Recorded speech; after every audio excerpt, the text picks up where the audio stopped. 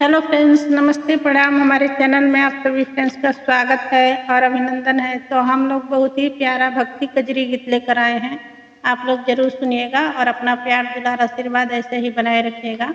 तो चलिए सुनाते हैं। हर हर महादेव आप सभी को।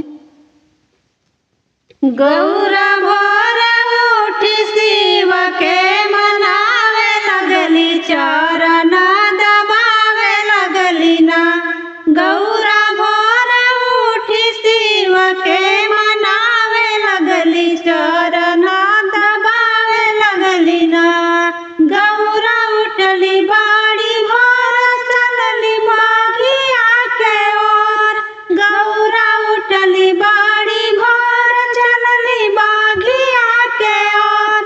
फुलवा चुनी चुनी डालिया सजावे लगली, चरण दबावे लगली ना। फुलवा चुनी चुनी डालिया सजावे लगली, चरण दबावे लगली ना। गौरा भोर उठी शिव के मनावे लगली, चरण दबावे लगली ना। गौरा भोर उठी शिव के मनावे लगली, चरण दबावे लगली ना।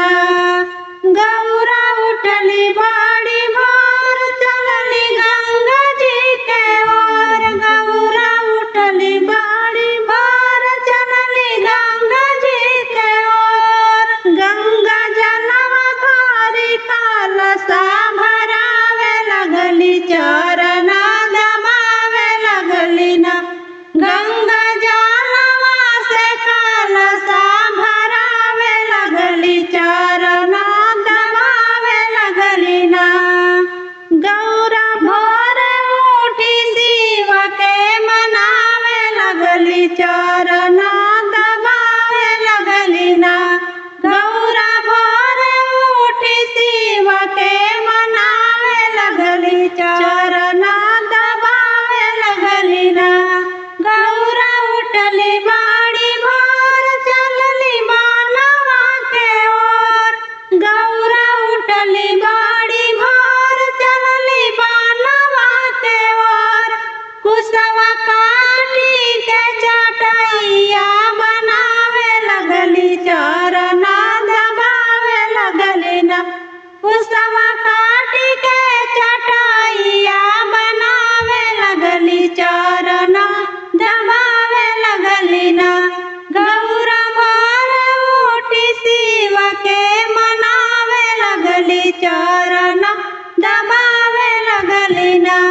गौरा भोर उठी शिव के मनावे लगली, चरण दबावे लगली ना। गौरा उठली बाड़ी भोर, चलली जंगल की ओर। गौरा उठली बाड़ी भोर, चलली जंगल के ओर।